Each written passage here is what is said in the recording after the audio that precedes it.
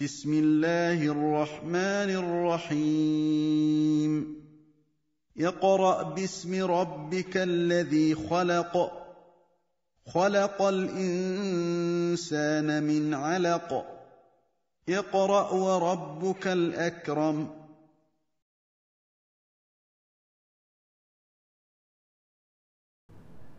Assalamu alaikum wa rahmatullahi wa barakatuh. Bienvenue dans le cours numéro 9 de notre série intitulée Apprendre à lire et à écrire l'arabe. Dans ce cours, nous allons voir bi'idhnillah la lettre alif. Alhamdulillah wa salatu wa salam ala rasulillah amma ba'd. La lettre alif est un trait, un bâton que nous allons écrire comme ceci sur la ligne. La lettre alif n'a pas de son propre, car il est parfois voyelle de prolongation, voyelle longue, comme nous l'avons vu dans certains cours. Il va servir à prolonger le son A de la fatha, ou parfois il va être support. Par exemple, support de la hamza, un signe que nous allons voir dans un prochain cours, incha'Allah. La lettre alif donc va s'écrire sur la ligne, elle ne va pas descendre en dessous de la ligne. Et donc nous allons démarrer du haut vers le bas. Et je vais symboliser avec le feutre rouge le sens d'écriture, incha'Allah. La lettre alif, et là je vous demande d'être attentif, va s'accrocher avec la lettre qui la précède, mais ne s'accroche jamais avec la lettre qui la suit. Donc rappelez-vous, quand on avait fait le cours sur les voyelles longues, on avait vu dans certains exemples que le alif ne s'attachait pas. Donc ça, c'est une règle. Le alif ne va jamais s'attacher avec la lettre qui va suivre. C'est la première lettre de ce cas que nous voyons. Donc le alif, quand il va être seul, il va être isolé, et bien simplement on va l'écrire comme ceci. Donc là, entraînez-vous chez vous, mais c'est une lettre vraiment pas compliquée à écrire, Inch'Allah.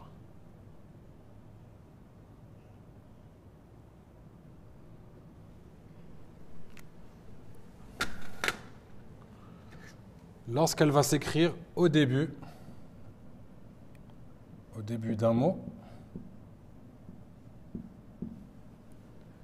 elle va s'écrire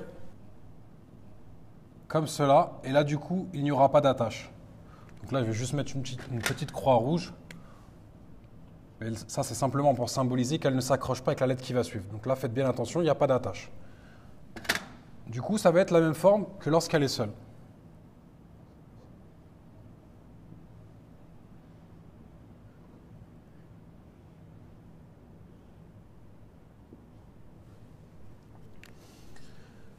Lorsque le alif va se trouver au milieu d'un mot, donc là pareil, garde les mêmes codes couleurs pour faciliter l'apprentissage des formes selon la place de la lettre dans le mot. Alors, lorsqu'il va être au milieu, il y aura une petite attache qui va venir avant, puisqu'on a vu qu'il s'attache avec la lettre qui précède.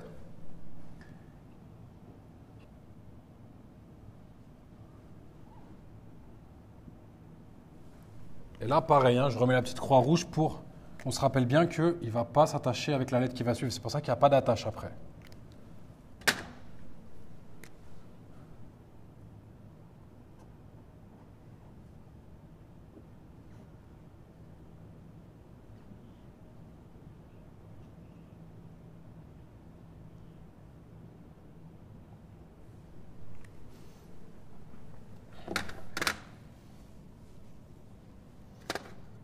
Et lorsque le alif va se trouver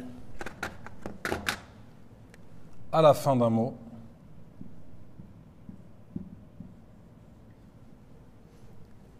il va s'écrire pareil avec une petite attache qui va venir avant. Et là, je ne mets pas de croix, puisque vu qu'il est à la fin, il n'y aura pas de lettre qui va suivre. Donc on n'oublie pas la petite attache qui vient avant.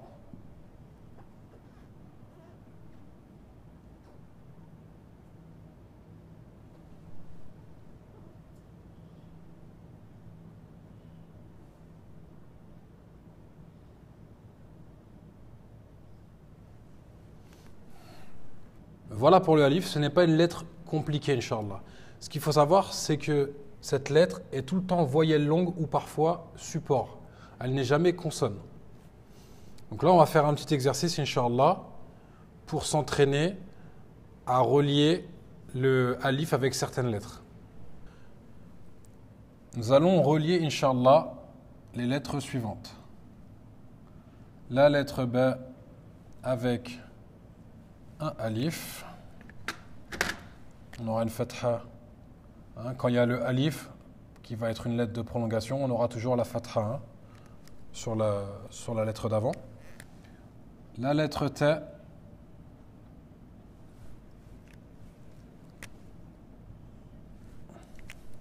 avec le alif. Et, allez, pour changer, la lettre Jim avec le alif. Là, on va devoir les relier entre elles. On considère que toutes ces lettres ne vont former qu'un seul mot, Inch'Allah, pour essayer de les relier ensemble.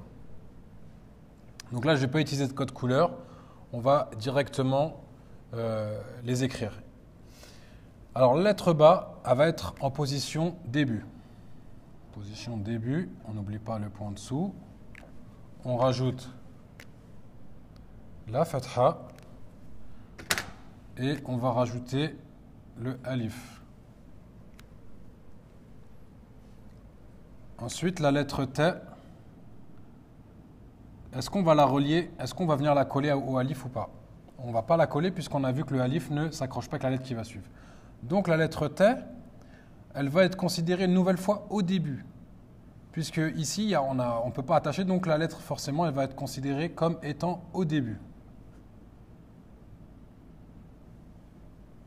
Et ensuite, on va mettre le alif avec la fatha. Et enfin, on va terminer avec le jim. Le jim, il va être en quelle position? Est-ce qu'il va être au milieu ou pas? Il ne va pas être au milieu puisque le alif, comme on a vu, ne s'accroche pas avec la lettre qui va suivre. Vu que le jim ici va s'attacher avec le alif, on va donc écrire le jim en position début. Et là, la lettre jim ne descendra pas sous la ligne. Pourquoi? Parce qu'elle va être en position début.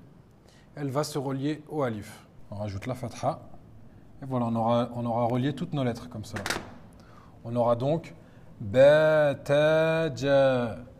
Ba, ta, ja. J'espère que ce cours a été clair. Et je vous dis à bientôt pour un prochain cours, Inch'Allah. Assalamu alaikum wa rahmatullahi wa barakatuh. سبحانك اللهم وبحمدك أشهد أن لا إله إلا أنت أستغفرك وأتوب إليك